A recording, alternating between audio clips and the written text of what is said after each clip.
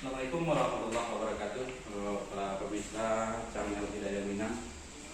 Kali ini kita akan mencoba berziarah ke makam salah seorang wali yang ada di negeri Cupak yang lebih dikenal dengan nama Angku Anjong. Jadi beliau meninggalkan sejarah-sejarah yang panjang yang masih sampai hari ini masih beredar di masyarakat. Bahkan banyak murid-murid beliau yang berketangan dari daerah Siak, baik itu dari Kampar kiri maupun Kampar kanan. Jadi namun di Nagari sendiri hal ini kurang terperhatikan. Jadi mungkin perlu kita angkat bersama-sama bagaimana perjuangan beliau memperjuangkan menyebarkan syiar-syiar Islam.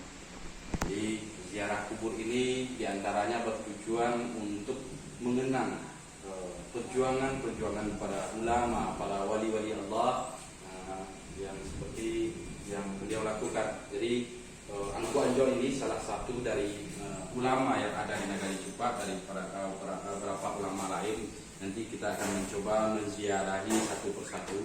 Jadi untuk pertama kali kita angkat di media ini tentang perjalanan atau ziarah ke makam Angku Anjong. Sebelumnya, ayo kita Assalamualaikum ya adikku, Assalamualaikum ya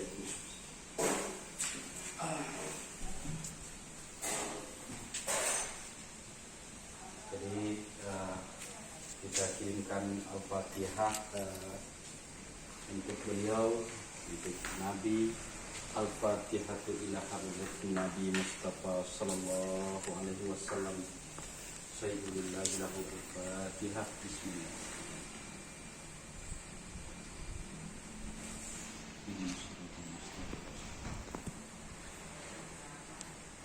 Al-Fatihatu Al-Fatihatu lillah.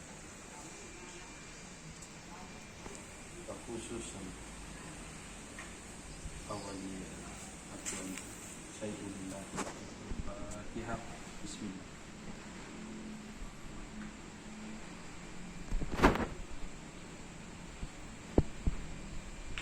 Allah. Jadi inilah makam beliau. Di bawah ini juga ada makam yang beliau gali sendiri. Jadi ini sudah telah dirapikan. Jadi bagaimana detailnya belum di bawah. Jadi ini adalah makam beliau. Jadi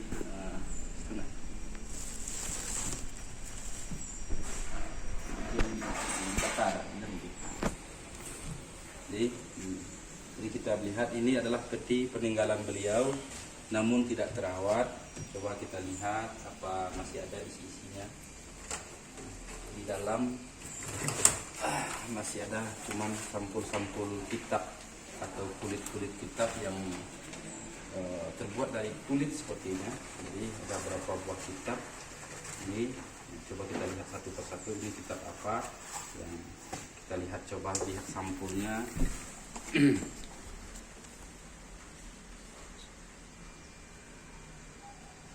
Ya, jadi mungkin kitab Quran atau kitab hadis, kita belum tahu persis, namun sayang cukup besar. Di entah kitab hadis entah kitab Quran, namun di sampulnya terlihat gambar ini. Bisa difokuskan. Oh ya, ini sama dengan ukiran yang ada di Masjid Duo Kayu Jauh. Jadi ukiran yang mirip sepertinya. Nampak jelas nah? Silakan dipoto dengan jelas, fokus.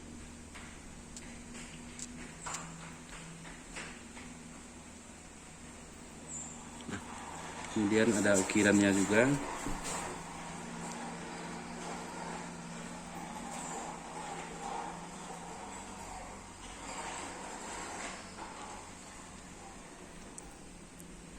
Ya. Jadi di dalamnya cuman hanya sampul yang tinggal. Jadi kita tidak tahu persis ini kitab sampul kitab apa. Kemudian kita lihat, coba lihat satu lagi. Ini sepertinya juga kitab yang cukup besar, yang terbuat dari sampulnya itu terbuat dari kulit yang ukirannya hampir sama dengan yang tadi, namun ukiran di sini hampir sama. Coba kita lihat, hampir sama. Ya, kitab yang kedua, jadi cuma sampulnya. Kemudian ada yang satu lagi, ini berlapis dari lapis pandak atau yang terbuat dari bahan pandan. Kemudian di dalamnya juga ada kitab yang dijahit. Coba kita lihat apa tulisannya. Ya, tidak tahu persis. Jadi ini masih gaya penulisan lama. Di samping di sekelilingnya juga ada tuliskan. Jelas nah? Baik. Sekalian di foto yang ada tulisannya. Dah. Kemudian di belakangnya coba kita lihat, sudah terbolak-balik. Coba dipoto sekalian. Jelas. Jadi Masya Allah ini kurang terawat. Ini banyak peninggalan dari leluhur kita yang sesungguhnya meninggalkan banyak catatan, namun sayang tidak terpelihara dengan baik.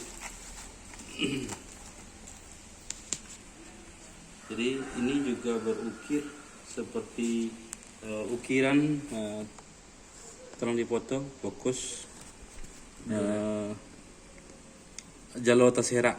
Jadi jelas. Jadi, kemudian di sini juga seperti ukiran Jalo Tasera.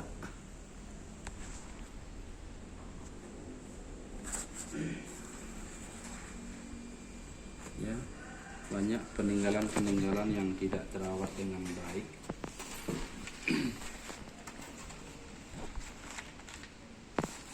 Ya, ini kita simpan, mudah-mudahan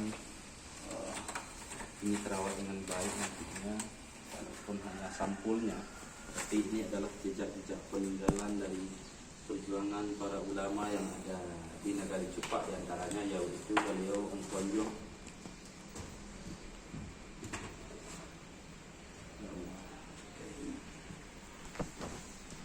Ya, ini sepertinya peti penyimpanan barang-barang peninggalan beliau atau barang-barang penyimpanan beliau semasa hidup. Jadi kemudian ada mejan yang rata-rata mejan masa-masa dahulu atau menhir mirip dengan kalau paku dengan pesan tertentu menurut guru-guru tarikat yang dilambangkan dengan batu seperti ini, atau mengingatkan tentang ketauhidan atau pesan tentang Tuhan atau pesan tauhid yang sangat dalam. Itu menurut penjelasan para guru-guru tasawuf yang ada di Minangkabau. Demikian inilah perjalanan awal kita menelusuri perkembangan sejarah Islam di Minangkabau yang kita awali dari negari Cupak sendiri, dari beberapa orang ulama yang ada di negari Cupak, diantaranya ada Engku Anjong. Kemudian ada beberapa ulama lagi yang awalnya saya mengenal beliau dari cerita-cerita dari daerah-daerah di luar negari Cupak sendiri.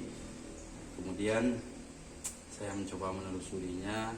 Jadi untuk pencatatan sejarah saya sengaja berdatang kembali yang dulu saya sering berziarah hanya untuk mengingat perjuangan-perjuangan beliau. Namun kedatangan saya ziarah kali ini sambil berziarah juga mencoba menelusuri sejarah perkembangan Islam di Minangkabau.